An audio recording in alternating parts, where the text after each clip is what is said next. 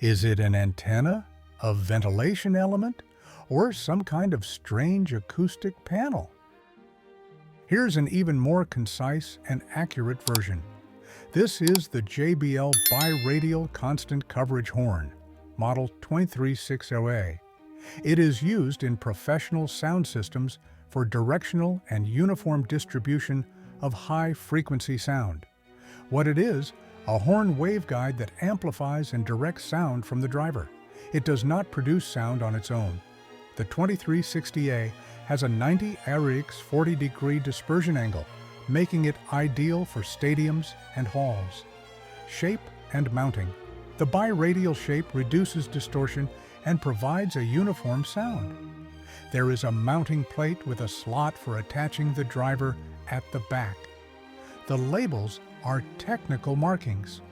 Why is it on the side of the road? It may have fallen off during transportation. It weighs 5 to 10 kilos and measures approximately 303 feet. An interesting fact, it is used at the Olympic Games, in theaters, at concerts, and even in military projects. A crank-operated wooden device, 10 inches wide and 24 inches high, painted maroon. It has metal spikes resembling iron nails. What is it? In front of you is a hand-held flax processing tool, most likely a scutching machine for processing flax stalks.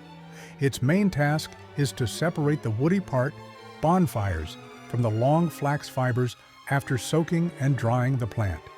What is it? It is a primitive but effective handheld woodcutter used in the 19th and early 20th centuries in domestic or handicraft production. The principle of operation is simple. The flax stalks, which have passed the soaking stage, dew or water soaking, are inserted into the device. When the handle is rotated, the tooth shaft begins to break and comb the coarseness out of the stalk, leaving the flexible fibers behind. How it works. Soaked and dried flax stalks are placed in the upper part. When the handle is rotated, the tooth shaft tears and rubs the stalks, shaking out the coarse part. The fibers remain. They can then be combed, spun, and woven. Why not a carder? Although the design resembles a drum comb, carder, this is not a device for wool. Carders have thin, frequent, and flexible needles. Here, rare, rigid iron pins, capable of coping with the coarser structure of the flax stalk. An interesting fact, these devices were widely used in rural areas of Europe and North America before industrialization. This is a crucial step in transforming plants into fabric, preceding spinning and weaving. What is this thing? Found at a Goodwill store, about 2 feet tall, 18 inches long, made of solid wood. It has 3 latches with keyholes, no keys, and a lid with a cutout, plus a sliding wooden lid that covers the cutout. This is the base of an antique ballot box stand. The structure is designed to hold a removable wooden box with a slot through which the voters drop the ballots. What it is, a wooden cabinet with an upper lid, which has a slot for ballots and a sliding flap to close it.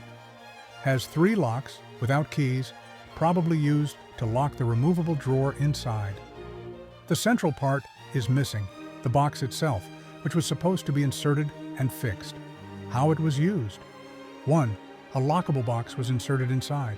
2. Ballots were thrown through a slot on top. 3. After voting, the box was removed for counting. An interesting fact, these wooden ballot boxes were widely used in the United States and Europe in the late 19th and early 20th centuries. It is important that the body and locks secure the insert box to prevent vote substitution. At first glance, it may appear to be a decorative object or a box, but it is actually a classic antique ballot box without an internal drawer. Boxy wooden thing on cabinet wall in 1970s mobile home kitchen. About 6 inches long, hollow, like you could drop something through it. This is a wall-mounted match holder that was popular in the mid-20th century, especially in kitchens in the 1960s and 1970s. It was installed near the gas stove to keep a box of long kitchen matches, which were necessary for lighting burners or the oven within easy reach. How it worked. A cardboard matchbox was inserted into the holder, which was securely held in place. Matches could be conveniently removed through a central opening. Most often, such holders were made of wood and decorated with simple drawings, often with a kitchen or country theme like yours, with a watering can, a carrot, and a cat. These small interior elements were common in an era when gas stoves did not have automatic ignition. Now, these holders have become a nostalgic retro accessory, sometimes used as a decorative element. What are those cone-shaped objects dangling from the front bumper of this vehicle, and why does it drive so slowly along the shoulder of a busy road? The photo shows a specialized vehicle with cone-shaped probes attached to the front bumper. These tentacles are not decorative or bumper protection. Instead, they are sensitive sensors used to detect natural gas leaks from underground pipelines. As the vehicle slowly drives along the side of the road, the sensors sniff the air near the ground, where gas, if it is leaking, will accumulate in the highest concentration. This system is particularly important in areas with older or poorly insulated gas pipelines. It allows you to detect a leak in advance, before serious consequences occur, such as explosions or poisoning. These vehicles are often used by utility companies or gas contractors, especially after heavy rainfall or freezing temperatures when the risk of pipe damage increases. Interestingly, these sniffers are equipped with sensitive gas detectors located inside the vehicle, allowing them to detect even the slightest concentrations of methane. Found with metal detector on historical property, my friend found this near his house in southern Rhode Island with a metal detector. The first two photos show a rusted metal mechanism found with a metal detector in Rhode Island.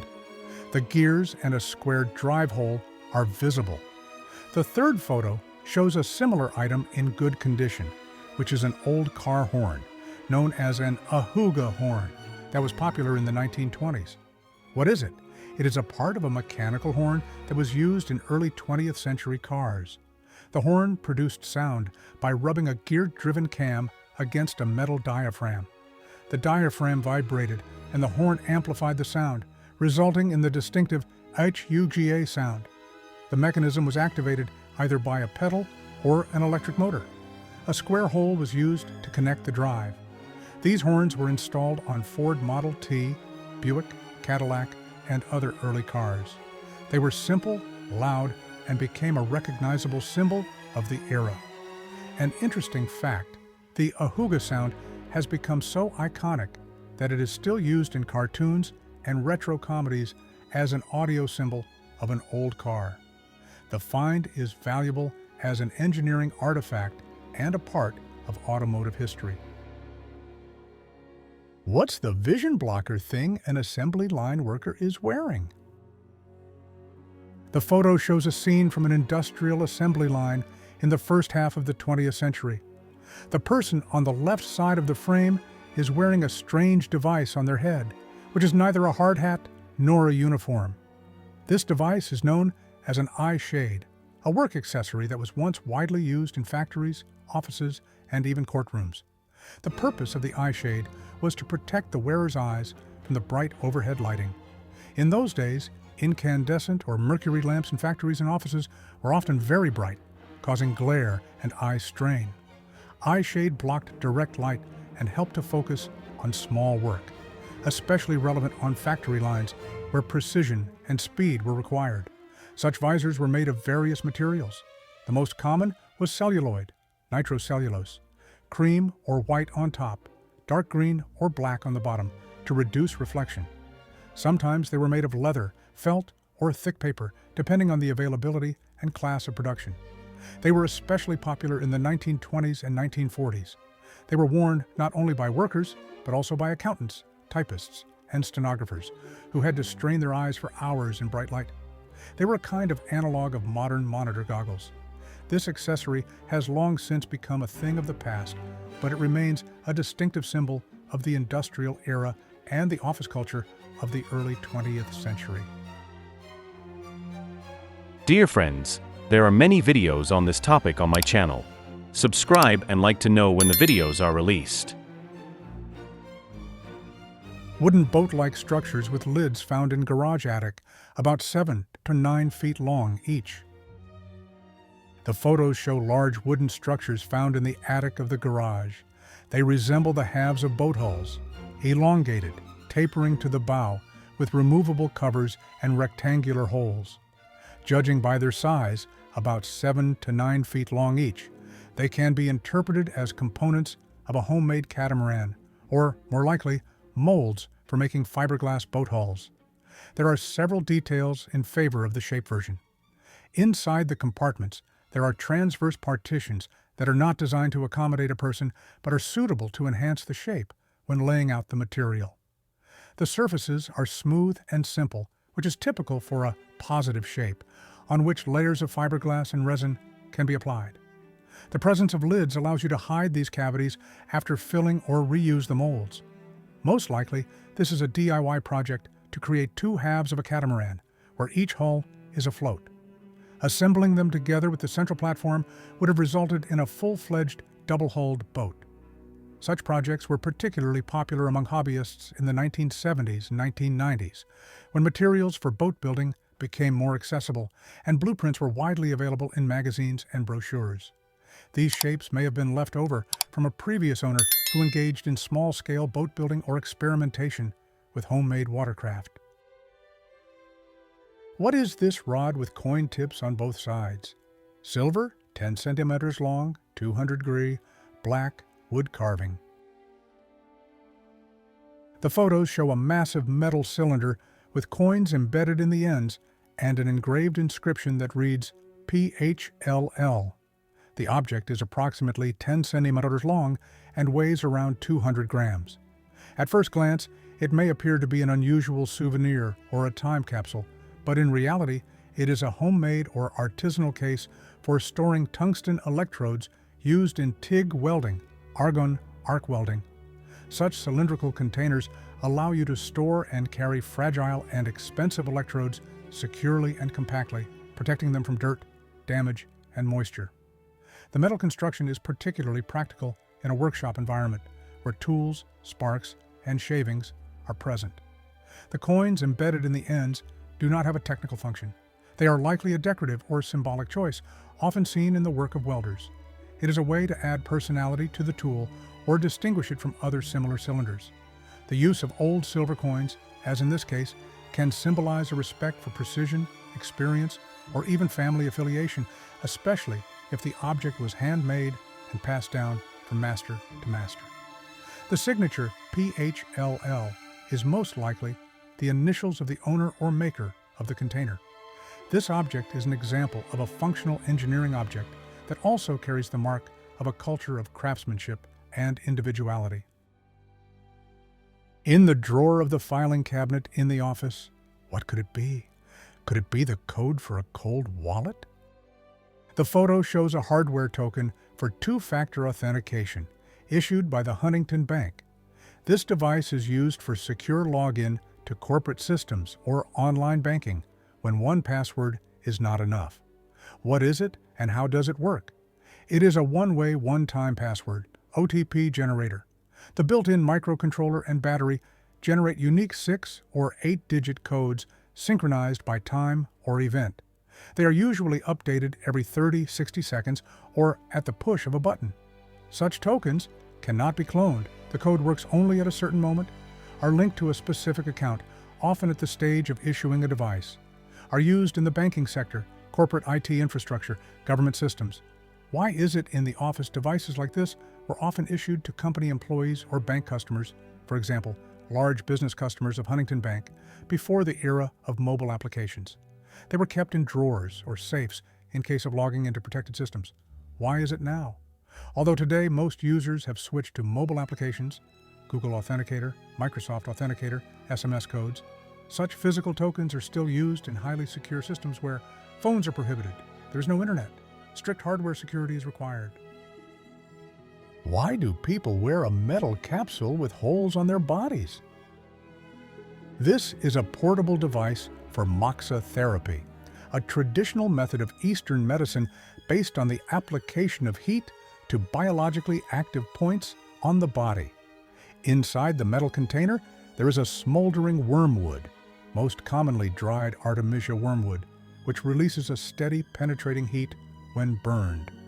The body of the device is covered with a dense, multi-layered material, including layers of velvet, filter, and cotton, which direct the heat, filter the smoke, and provide a comfortable experience.